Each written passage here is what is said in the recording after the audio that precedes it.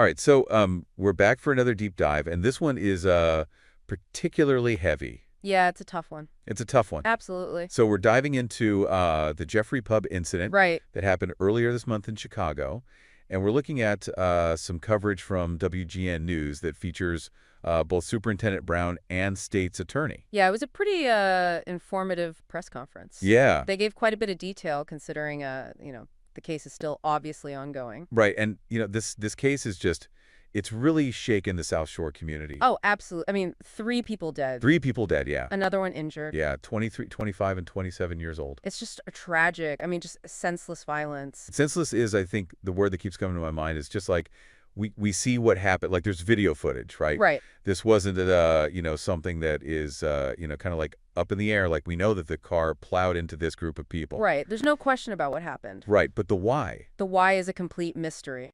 is a total mystery, and that's what we're going to try to unpack today, as much as we can with the information that we have. Yeah, it's really, I think, going to be a case of trying to piece together the puzzle, with very limited pieces. Yeah, so let's start with what we do know. Okay. We know that 34-year-old Tab Dunbar was arrested. Right. He's facing 3 counts of first-degree murder.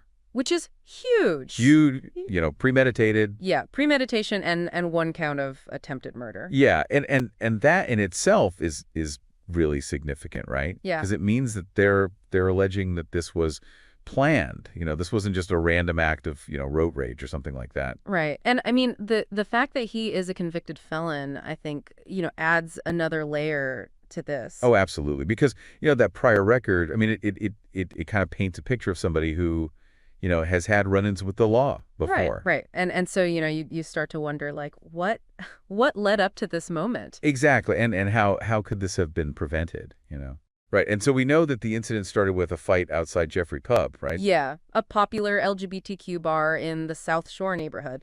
And here's where it starts to get really weird. Yeah, this is where the story takes a real turn. Because police are saying that Dunbar was not involved in that initial fight. Right. So then the question becomes, why? Why target this group? Why be there? Why do any of this if you weren't involved in that initial altercation? Right. And, it begs the question, like, was this targeted? Was this random? Was this, what was the motive here? Right. And the police have said right now they're not investigating this as a hate crime. Correct. But you can't ignore the location. Right. Of course not. I mean, this is a known LGBTQ establishment, and, that context has to be considered. Right. I mean, it adds another layer of complexity to an already incredibly complex situation. Absolutely. So police found Dunbar's abandoned vehicle just 4 blocks away from the scene. Right. Which suggests to me at least some level of planning.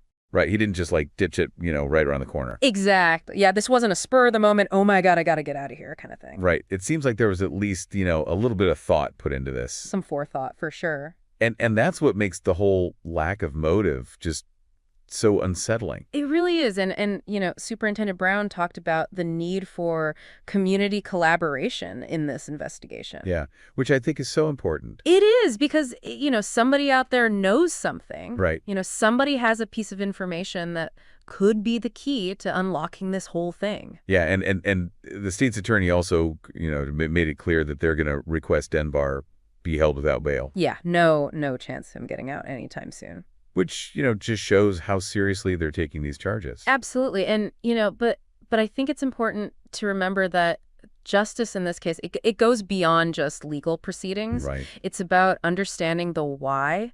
Yeah. And, like, why did this happen? What led up to this point? What can we learn from this tragedy so that it doesn't happen again? Yeah, it's a reminder that there are these underlying tensions that could exist in a community. Right. And sometimes those tensions boil over into violence, and it's heartbreaking. It is heartbreaking. And it leaves us with more questions than answers. It does, but I think, the most important question that we can ask ourselves coming out of this is, what can we do? Yeah. What can we do as individuals, as communities, to address the root causes of this kind of violence? Yeah, how do we prevent something like this from happening again? Exactly, because this isn't just a tragic story, it's a call to action. Thank you for listening to Justice for the Souls podcast.